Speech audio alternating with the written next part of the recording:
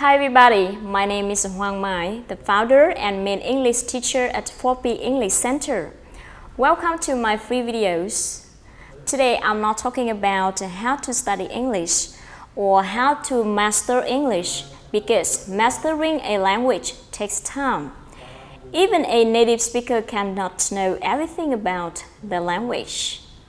However, in order to communicate in English, you just need a year, 9 months, or 6 months, depending on the method you use, how much effort you make, the sacrifice and time you take.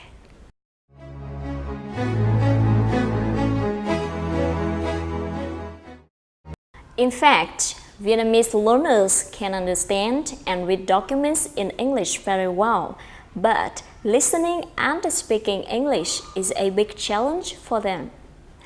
I don't remember how many times my students ask me the same question. What is the best way to improve my English listening and speaking? Many students have sent me emails to talk about their problems and difficulties. I'm quoting here. Number 1. I have been learning English for 10 years. My grammar is good, but I can't speak English. I always feel that my vocabulary is not good enough. So I can't express my ideas or respond to what native speakers say quickly. Number 2. I can read documents, books, or magazines in English, but I have a serious problem understanding what native speakers say. It seems that they speak very quickly. I can't catch their words and meaning. Number 3. I have a trouble speaking and listening. Is being able to speak a language related to how smart we are, or do we need an aptitude for a language?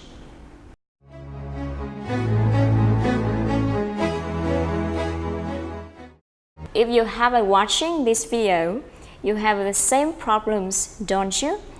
You have tried to improve your listening and speaking in vain, haven't you? Actually, I myself had a hard time struggling with speaking and listening at my university. So I understand what problems you are facing.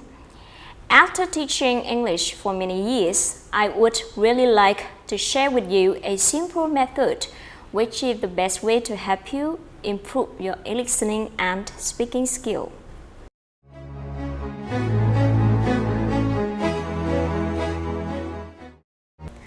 First of all, you need to understand that being able to speak a language is not related to how smart you are or if you have an aptitude for it or not.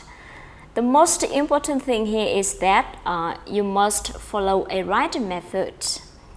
Like swimming, if you don't have a good method, you can't swim well or fast.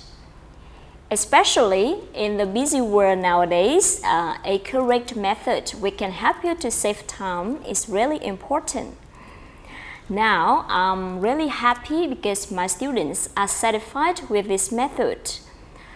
The most wonderful thing is that they don't have to spend too much time studying, but they still can remember new words easily, and they are more confident to communicate and have a bigger motivation to learn English every day. I call my method 4P. Why do I call it 4P? You should watch all videos carefully because what I'm explaining in this is a gold mine.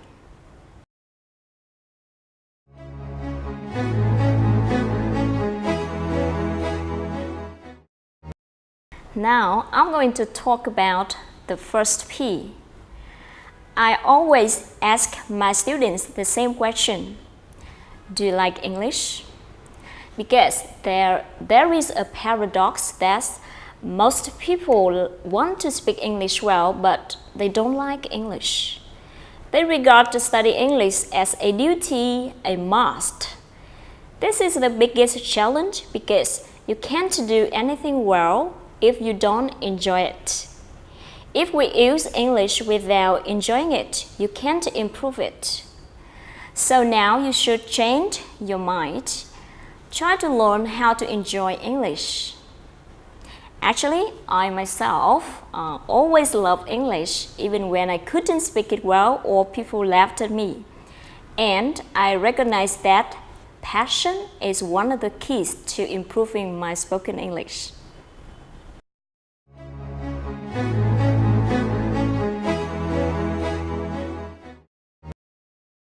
This sounds simple, but based on hundreds of interviews and his personal experience, Richard St. John suggests that passion is one of the key drivers of success.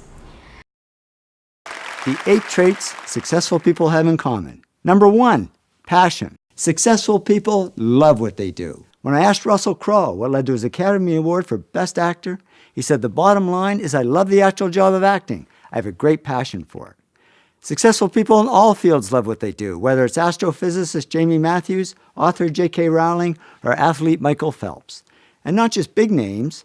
Margaret McMillan, a history professor, says, "I spent my life doing what I love." Carlos, a bus driver I sit with at Starbucks, says, "I love what I do. I've only missed 3 days in 4 years." We can't be successful if we don't inspire and motivate ourselves. Because the energy in our life comes from our emotions and feelings, not from our intellect. Actually, nothing in your life will be excellent or even very good if you don't have a passion for it. The passion drives everybody. It's the fuel for progress. It's like the gasoline for your engine. It is what motivates you to study harder. Just compare the energy you had when you met the love of your life. That is going to give you much energy. It's exactly the same in learning a language. Passion will give you the energy to get to where you want to be and make you do things that otherwise you wouldn't do.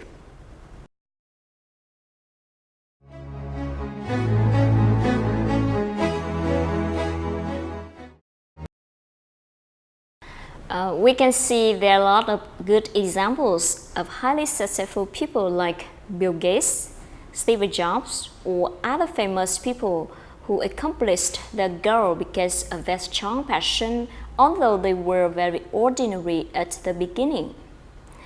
Let flame of passion wake up the extraordinary person inside you. So, regard studying English as your hobby, your passion, because nothing great in the world has ever been accomplished without passion. So, if you are asked, what is your passion in your life? I hope you will say, I have a great passion for English.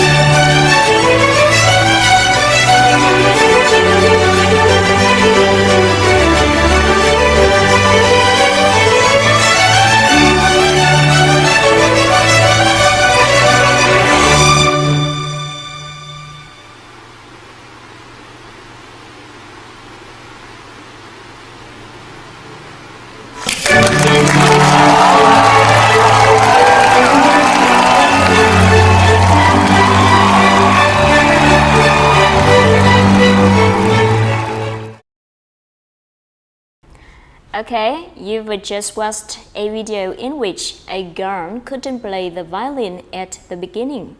But with the flame of passion, she made all the audience still to listen, and the melodies of her violin touched their heart. If you perform like her, then you need to pursue your passion to the end. Because when we start to do something or learn something, we are usually very motivated and very enthusiastic. But after a period of time, it is easy to lose your passion because what we've learned, we already know basic communication. But there is still lots to learn if we want to be fluent.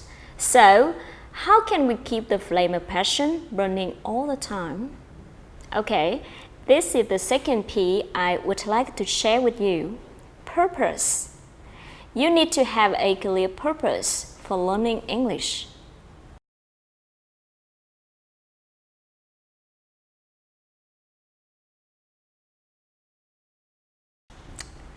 Now, let me show you this clearly. Firstly, you need to sit down in a chair and take a few minutes to really reflect on how important it is if you can't speak English. Having done that, I suggest you now, in order to make your purpose visible, you need to have long-term, middle-term, and short-term plans.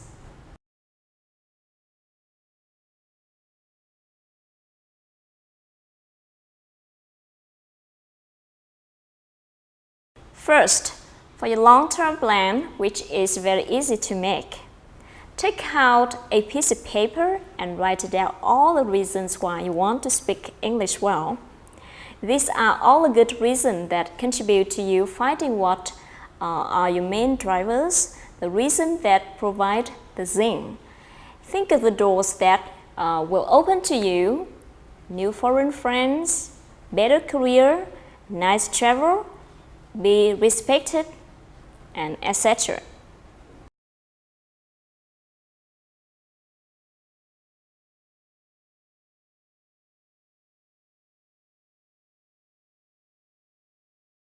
Secondly, for your middle-term plan, analyze what your current level is and then decide where you want to be 9 months or 6 months from now.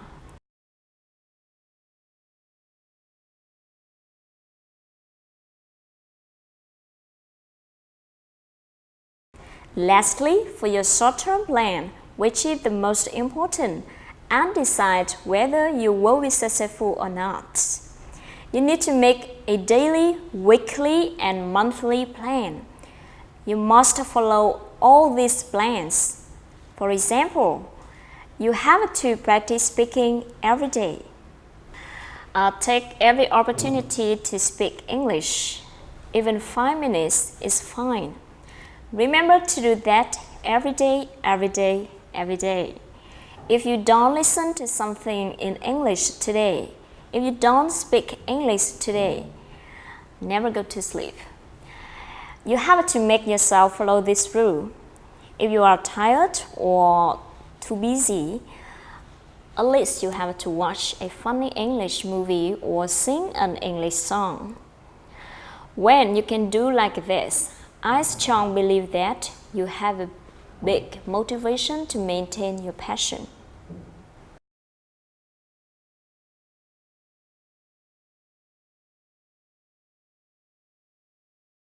Another important thing here is that when you start to learn English, you have to believe that you can speak English well.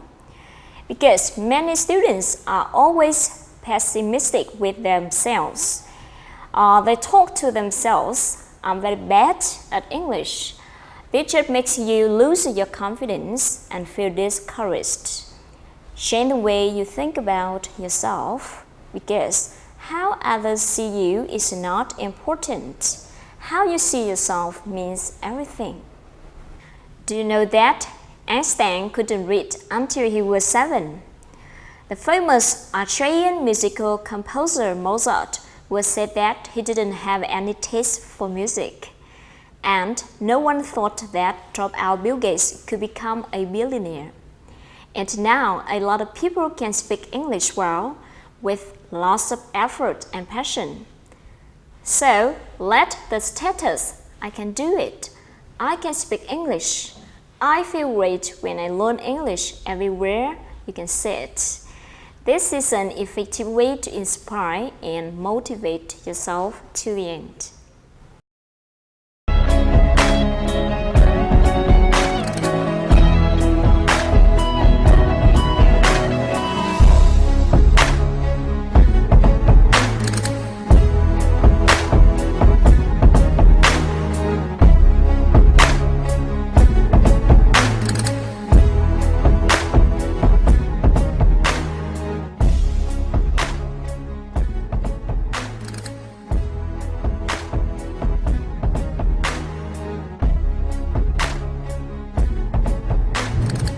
I can do this.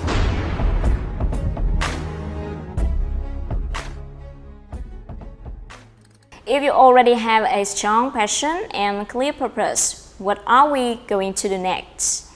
Maybe you often get the advice, practice. This is also the third P. Yes, the advice is not wrong, but how to practice the right way and what we should practice to get the good result is the important thing. So you have to recognize what mistake you're making. The answer will be in the following short video in which I had an interesting talk with an experienced native English speaking teacher. Now please watch the video. Hi Rick, it's nice to have you here. Thank you, Mai. With your extensive experience in teaching English in Vietnam, you can see that Vietnamese learners have difficulties communicating with native speakers. Can you please let me know the reason why and which is the biggest thing that native speakers notice when non-native speakers are speaking English? Is it the vocabulary, the grammar, or the pronunciation? Pronunciation is definitely the biggest thing native speakers notice when you are speaking English. Good pronunciation should be one of the first things that you learn in English. You can live without advanced vocabulary. You can use simple words to say what you want to say instead. You can live without advanced grammar. You can use simple grammar structures instead. But there's no such thing as simple pronunciation. If you don't have good pronunciation, you have bad pronunciation. And the consequences of bad pronunciation are tragic. How tragic? Can you please give us some examples? Yes, it is. Even if you use correct grammar, people may simply not understand what you want to say. For example, if you pronounce large like la, no ending sound, it would be hard for somebody to understand exactly what you want to say. If you pronounce a word like heart and say hurt instead, native speakers will have some serious problems understanding you. Or, if you are not careful with the word sit, it may become a bad language.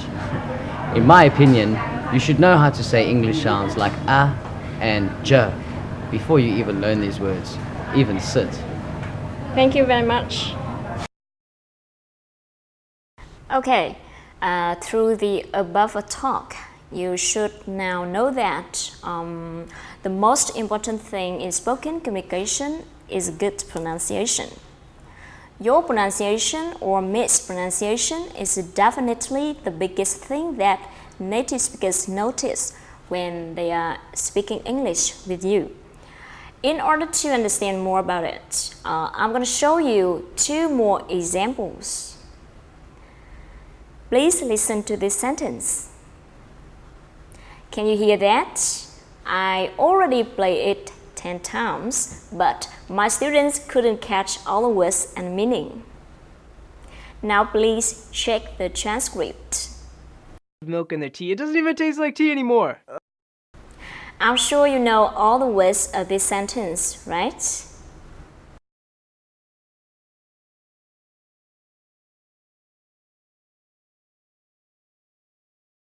Okay, let me show you another example. Plain, but the most common tea here is black tea, and they put sugar and milk in it. Can you hear that? Maybe not all the words, right? These examples show three things here. Number one, they are very familiar words, but you can't recognize them. But you can if they are written down, right? Number two, you listen to it many times, but you can't understand anything. Number three, even when you know the transcript, you still find it difficult to catch the speech. So why is that? The reason why you can't understand anything that the native speaker is saying is that they pronounce words differently from the way you pronounce. They say, most common tea is black tea, and they put sugar and milk in it. But you say, more common to hear black tea and they put sugar and milk in it. You need to know that the nature of listening is the sounds. If you want to understand what someone is saying, you have to recognize the correct sound of these words. For example, if you want to understand and hear the word flower, you have to imitate its sound correctly. Like when a child at early age doesn't know any word spelling, but they still know, they still listen and speak because they listen, receive that sound into the brain, memorize the sound, imitate, and use. However, Vietnamese learners don't focus on pronunciation. Their bad habit is that they look at words when they are listening. Actually, you can't learn pronunciation from English spelling of words. Finally, what characteristic does English pronunciation have? And how different from Vietnamese pronunciation is it? I'm going to show you in the second video. Thanks for watching my videos. Feel free to leave your comments below. Goodbye for now.